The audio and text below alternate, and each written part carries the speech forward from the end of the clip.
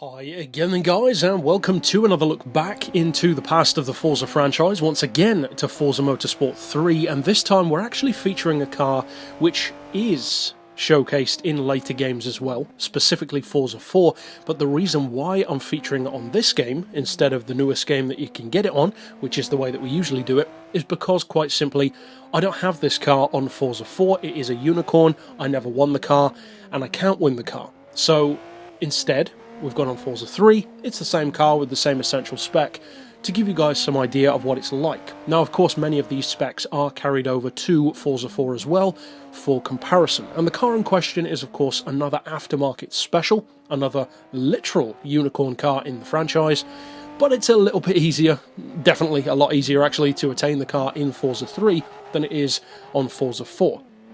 Now with that in mind, it's based on an R32 Skyline GTR. So it's never going to be a bad car. It would take a lot to take a Skyline and turn it into a bad aftermarket car, especially given that the company involved is of course Mines.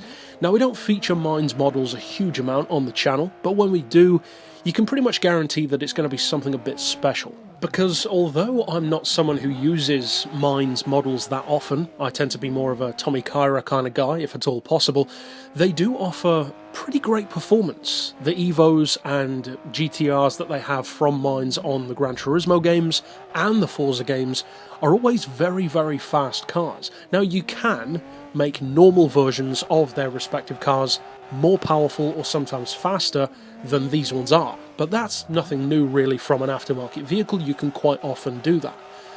But it's more than that. It's more about how the car is already set up. So to be honest, more so than any other kind of car in any kind of racing game, aftermarket cars are always the kind of car that I would strongly recommend driving in their stock form before you tune it. Because with a production car, you know, something like an import, for instance, a JDM car, they are, to some degree, intended to be tuned and upgraded, so you know they're going to be good. But when you've got a car that's already been set up, very finely tuned and very deliberately chosen, that car, that spec, and that level of tuning, it gives you an insight into what the aftermarket manufacturer intended for you to feel about the car, or intended the car to be good for, or to focus on. And in the case of Mines models, they are such good cars all round already that you don't even really need to do that much to them. Now this car in particular costs 260 grand, which is a fair amount. It's an S-Class vehicle, 606, which certainly isn't that high. You retain the 2.6 litre engine of the R32 of course, all-wheel drive still, but a whole lot more power. 621 horsepower is true supercar territory, 455 pound-feet of torque is plenty as well, and the weight is a lot better than it initially was. 1,335 kilos is a really good level to be working at. That's even lighter, for instance, than a Gumper Apollo. So that's a pretty good comparison to be able to make. And even the power isn't that far off a Gumper Apollo, which has about 690. The horsepower per tonne is 465, which is pretty good. That's, say, super sports car, and in some cases, supercar territory. So overall, on paper, it's looking like a good deal so far. The pricing isn't ridiculous. It's a lot, but it's not ridiculous. It's based on an already beloved and very, very competitive car, the R32 Skyline, which is arguably one of the best, if not the best, all-round hardcore track variants of the entire Skyline range, and certainly as a basis to work from, it's a very good one. But then with much more power, true supercar levels, in fact, of power and weight. So the promise is off the scale. This could be a brilliant aftermarket car, possibly even one of the best in the game. So, is it? That is the question. Well, yeah, I would say it actually is, because although I'm not putting down a fast lap in this video, as you can see I'm basically messing around with the car, just drifting it all over the place, but even that in itself really does go to show just how useful and how malleable the car is in your hands.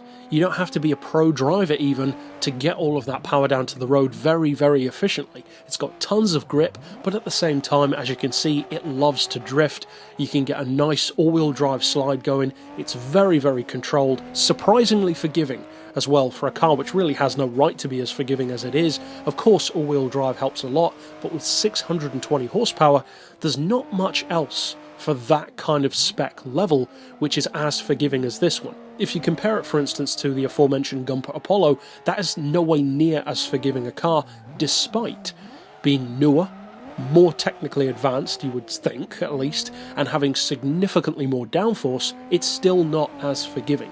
Now, of course, this has all-wheel drive, as I said, and that in itself can make a huge difference. But there are all-wheel drive cars, and then there are all-wheel drive cars. Some are just all-wheel drive, who really cares, and some really do put a whole lot of effort into using all of the advantages of all-wheel drive to just that, its best advantage, and making it the best car that it can be. And I would say that both Nissan and Audi do a great job of that. Audi with the Quattro system, Nissan with the GTRs in particular, and it's a great car to work from anyway. This one just takes it to the next level. It's a fantastic collector's piece. It's featured in multiple Forza games, and in Forza 4 it really is a true unicorn. So in a sense it's kind of better to play it on Forza 3 because you can actually get the car a lot easier. So overall, if you do decide to use the Mines R32, well, if you're a GTR fan, if you're an R32 fan, or if in just a general sense you're a fan of JDM cars, it won't disappoint. It's a very, very good all-rounder. It's got great acceleration, the top speed's pretty good, the handling is excellent, the brakes are good enough. They're not mind-blowing, but they're good enough. The overall package, though, really does elevate every individual thing into a really good all-rounder. So overall, if you get the chance to use it, certainly do so. And if you get the chance to use it on any Forza game, definitely do so. But that's it for this pick, of course. I'll see you guys next time, and for now, as always, thanks for watching.